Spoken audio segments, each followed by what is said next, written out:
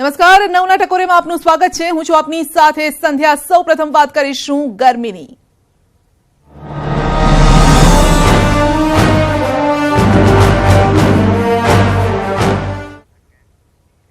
તો રાજ્યમાં રોજે રોજ તાપમાનનો પારો ઉપર ચડી રહ્યો છે। જી હા, અને ગરમી જોર પકડી રહી છે। રાજ્યમાં રાજસ્થાનના રણ તરફથી સૂકા અને ગરમ પવનો ફૂંકાતા ગરમી વધવાની છે। રાજ્યના તાપમાન પર તેની માઠી અસર પણ અહીંયા જોવા મળી રહી છે। અમદાવાદમાં આવતીકાલ માટે ઓરેન્જ એલર્ટ જાહેર કરવામાં આવ્યું છે અને ત્યારબાદ આવનાર 3 થી 4 દિવસ યલો એલર્ટ રહેવાનું છે।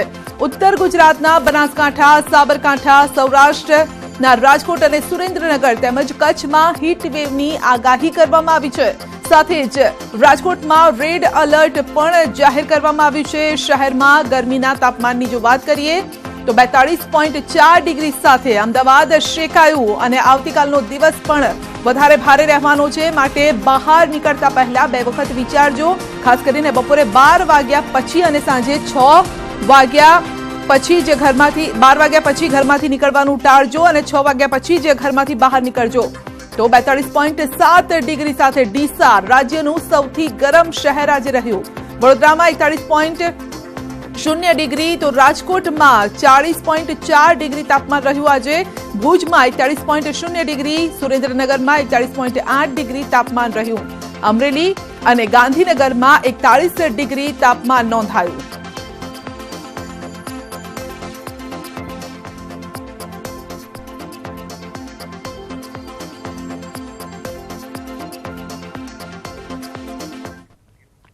વાત કરીશું અમિત શાહની। જી હા, અમિત શાહ 6 એપ્રિલે અમદાવાદમાં કરશે રોડ શો। અમદાવાદમાં સવારે 9 વાગ્યાથી તેઓ રોડ શો કરવાના છે। તો રોડ શોની શરૂઆત થશે સવારે 9 વાગે। વેજલપુરથી રોડ શોની શરૂઆત કરશે અને સાંજે 5 વાગે સાબરમતીએ રોડ શો પૂર્ણ પણ થવાનો છે। વેજલપુર વિધાનસભા મત વિસ્તારમાં સવારે 9 વાગ્યાથી રોડ શો શરૂ કરશે।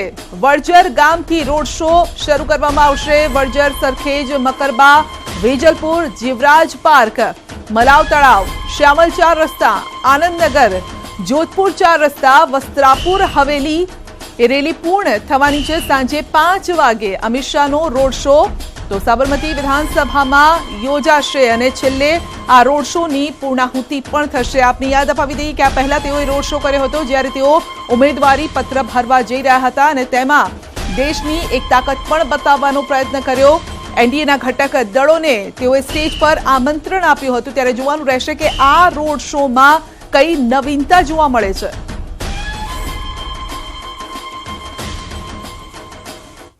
આ તરફ ભાજપના વરિષ્ઠ નેતા અને માર્ગદર્શક કમિટીના સદસ્ય લાલકૃષ્ણ અડવાણીએ લોકસભાની ટિકિટ કપાયા બાદ પહેલી વખત ભાજપના કાર્યકર્તાઓ અને પોતાના સમર્થકોને સંબોધીને એક બ્લોગ લખ્યો છે।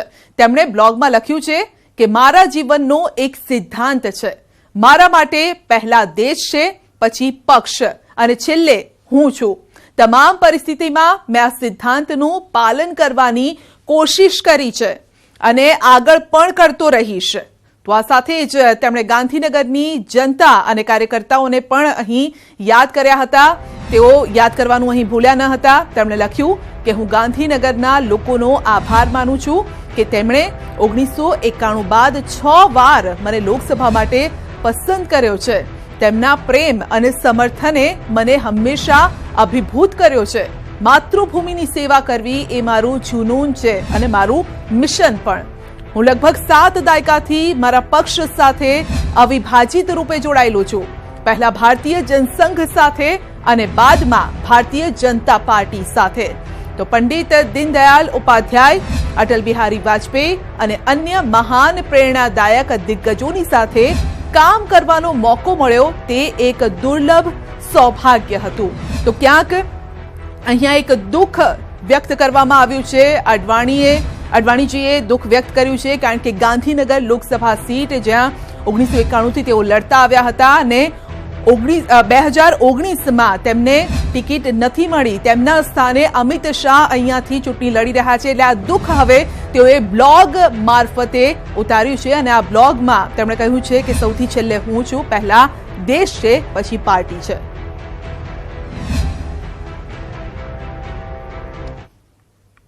તો આ સાથે જ વાત કરીશું રાહુલ ગાંધીની. રાહુલ ગાંધી ગુજરાતમાં કરશે પ્રચાર. જી હા, રાહુલ ગાંધીની સભા અને રેલી યોજાશે. રાહુલ ગાંધી ગુજરાતમાં 5 જેટલી સભા કરવા જઈ રહ્યા છે. તેમની સાથે પ્રિયંકા ગાંધી પણ ગુજરાતમાં આવશે, ગુજરાત પ્રવાસ કરશે.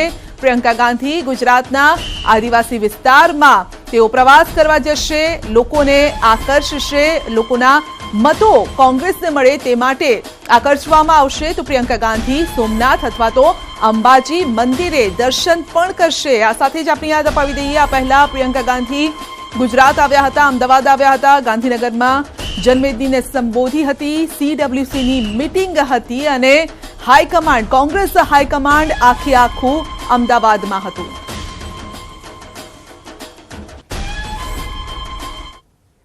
તો લોકસભા ચૂંટણી માટે મતદાનની તારીખ જેમ જેમ નજીક આવી રહી છે, ચૂંટણી પ્રચારમાં પણ ગરમાવો શરૂ થઈ ગયો છે. લોકસભા ચૂંટણીના 3જા તબક્કાના નોમિનેશનની આજે છેલ્લી તારીખ હતી અને આ દરમિયાન રાહુલ ગાંધીએ કેરળની વાયનાડ બેઠક માટે ઉમેદવારી પત્ર પણ ભર્યું. ઉમેદવારી પત્ર ભરતી વખતે તેમની સાથે કોંગ્રેસ મહાસચિવ પ્રિયંકા ગાંધી વાડ્રા ઉપસ્થિત રહ્યા.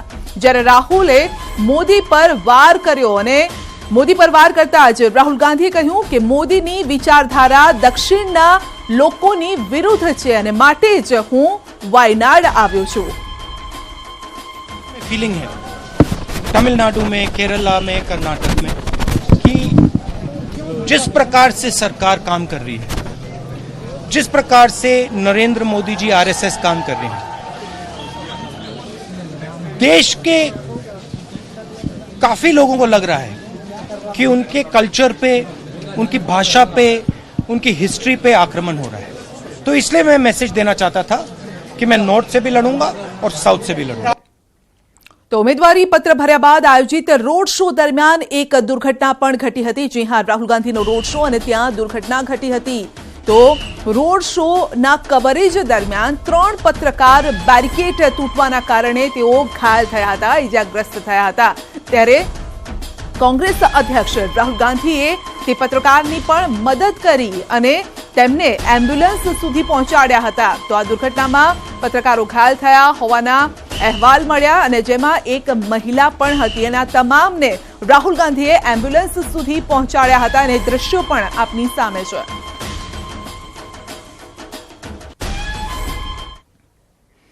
તો કેરળની વાયનાડ બેઠક પરથી રાહુલ ગાંધીએ આજે ઉમેદવારી પત્ર ભર્યા બાદ પ્રિયંકા ગાંધીએ એક ભાવુક ટ્વીટ કર્યું હતું. જી હા, ભાઈ માટે આ ટ્વીટ કરવામાં આવ્યું ખાસ કરીને અને તેમાં લખવામાં આવ્યું કે ભાઈ રાહુલ ગાંધીને મત આપવા માટે અપીલ કરું છું. જી હા, વાયનાડની જનતાને અપીલ કરતું આ ટ્વીટ પ્રિયંકા ગાંધીએ લખ્યું હતું. પ્રિયંકા ગાંધીએ ટ્વીટમાં લખ્યું કે મારો ભાઈ મારો સાચો મિત્ર અને અત્યાર સુધીમાં જેટલા લોકોને હું ઓળખું છું તેમાંથી સૌથી સાહસી વ્યક્તિ છે. વાયનાડ, તમે તેમનું ધ્યાન રાખજો, તે તમને નિરાશ નહીં કરે.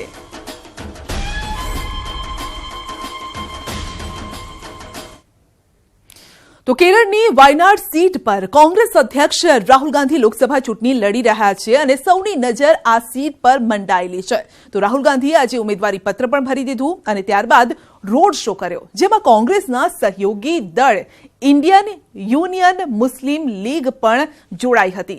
પરંતુ IUMLના ઝંડા પાર્ટી માટે હવે મોટી મુશ્કેલી બની શકે છે. શું છે આ આખી બાબત, જુઓ આ રિપોર્ટમાં.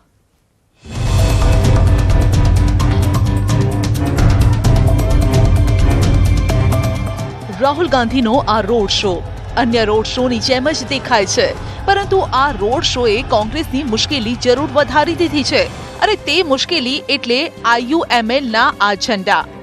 IUML કેરળમાં યુનાઇટેડ ડેમોક્રેટિક ફ્રન્ટની આગેવાની કરી રહી છે, જે કોંગ્રેસના મોટા સહયોગી દળમાંની એક છે. પરંતુ IUMLના આ લીલા ઝંડા હાલ સોશિયલ મીડિયામાં ખૂબ જ છવાયેલા છે. ઝંડાના રંગ અને નિશાનને લોકો પાકિસ્તાન સાથે સરખાવી રહ્યા છે, જેને લઈને એક અફવાએ પણ ફેલાઈ છે કે કોંગ્રેસ હવે તેના સહયોગી દળના ઝંડાના કારણે રેલીમાં તેનાથી બચતી નજર આવી. उन्हें मालूम है कि अयोध्या में हार निश्चित है, इसलिए भाग करके केरला गए और केरल में किसके सहयोग से वे चुनाव जीतना चाहते हैं मुस्लिम लीग के साथ मिलकर के कांग्रेस चुनाव लड़ रही है, जो इस देश के विभाजन का कारण बनी थी, वही मुस्लिम लीग। જો કે પાર્ટીના મહાસચિવ મજીદે મીડિયા સામે આવી અને આ વાતને નકારવી પડી. મજીદે કહ્યું કે IUML ગર્વ સાથે લીલા ઝંડાનો ઉપયોગ કરી રહી છે.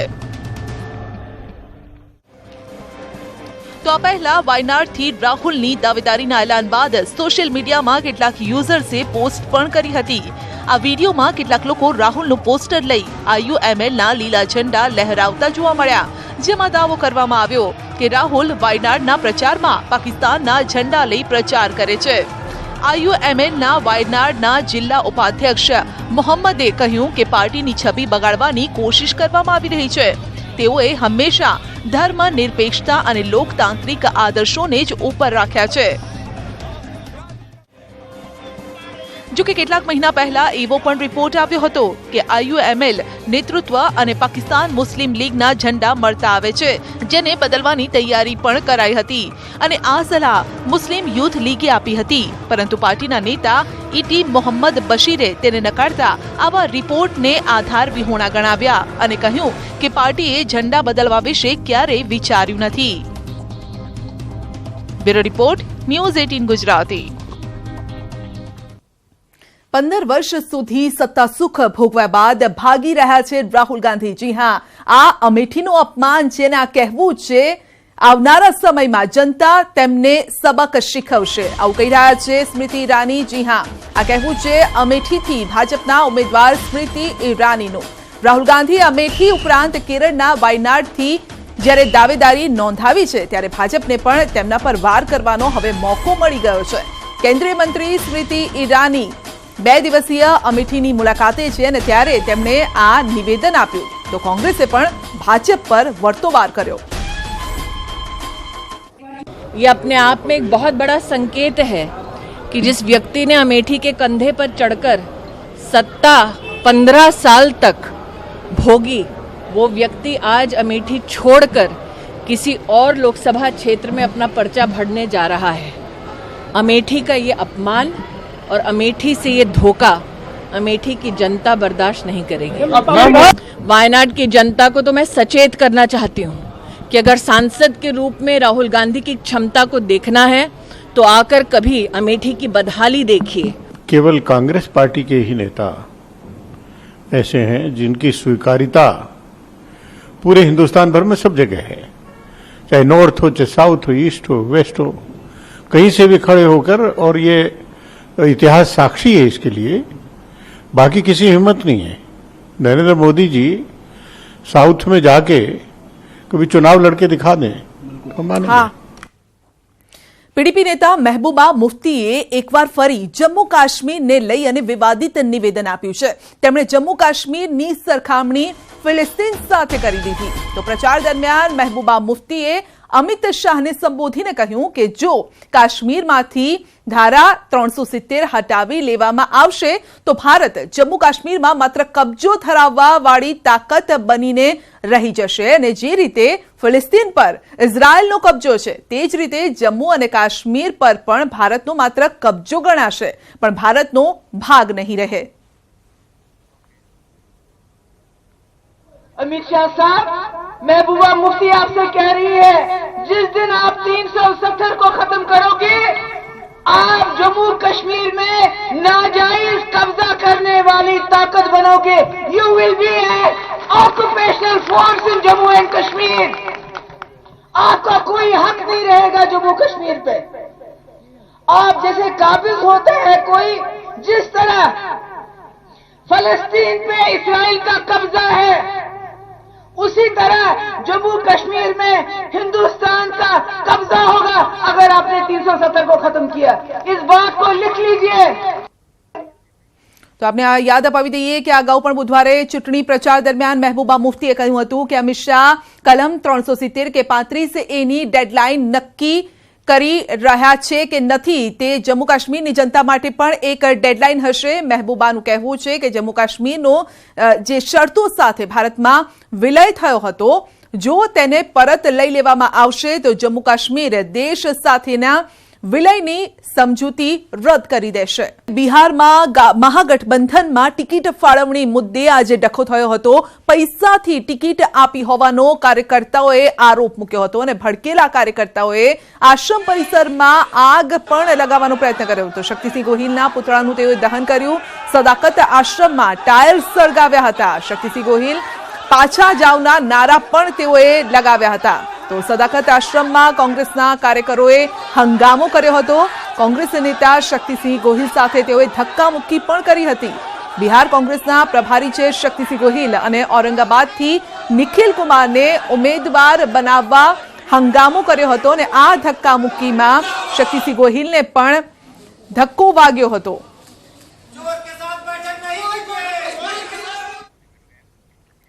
ચૂંટણી પંચે ઉત્તર પ્રદેશના મુખ્યમંત્રી યોગી આદિત્યનાથને તેમના એક નિવેદનના પગલે નોટિસ પાઠવી છે. જી હા, યોગી આદિત્યનાથે એક સભામાં ભારતીય લશ્કરને મોદીની સેના ગણાવ્યું હતું, જેના પગલે વિપક્ષે તીખી પ્રતિક્રિયા આપી.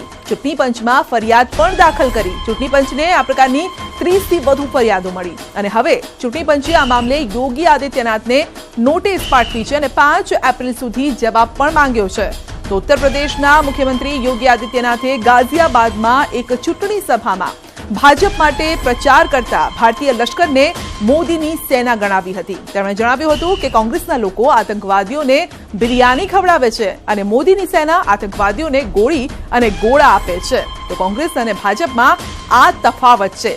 ચૂંટણી સમયે આ પ્રકારનું નિવેદન આપવું તે અયોગ્ય છે, જેને લઈને ચૂંટણી પંચે નોટિસ પાઠવી છે. कांग्रेस के लोग आतंकवादियों को बिरयानी खिलाते थे और मोदी जी की सेना आतंकवादियों को गोली और गोला देती है. कांग्रेस के लोग आतंकवादियों को बिरयानी खिलाते थे और मोदी जी की सेना आतंकवादियों को गोली और गोला देती है. ભારતની સેના સાથે આરપારનું યુદ્ધ લડવાની વાતો કરી રહેલું પાકિસ્તાન હવે પોતાના દેશવાસીઓને યોગ્ય રોજગાર આપવાની વાતમાં જ અસમર્થતા જાહેર કરી રહ્યું છે. જી હા, પાકિસ્તાનના નાણાપ્રધાન અસદ અમરે એક સોશિયલ મીડિયાના ઇન્ટરવ્યુમાં માન્યું છે કે પાકિસ્તાનનું ઋણ એટલું ખતરનાક ઊંચાઈએ પહોંચી ગયું છે કે પાકિસ્તાન હવે કોઈ પણ સમયે કંગાળ દેશ જાહેર થઈ શકે છે. પાકિસ્તાન એટલા મોટા ઋણ સાથે ઇન્ટરનેશનલ મોનિટરી ફંડની પાસે જઈ રહ્યું છે. તે એક ગંભીર ચિંતાનો વિષય છે. મહત્વનું છે કે પુલવામામાં થયેલા હુમલા બાદ ભારત સરકારે પાકિસ્તાન સાથે થનારા વેપાર પર કડક નિયમો લાગુ કર્યા અને તેના જ કારણે પાકિસ્તાનની હાલત હવે વધુ ખરાબ થઈ રહી છે. એટલે ચીન અને આતંકવાદના ખોળામાં બેસેલું પાકિસ્તાન પોતાને બરબાદીના આરે આવીને ઊભું રહ્યું છે.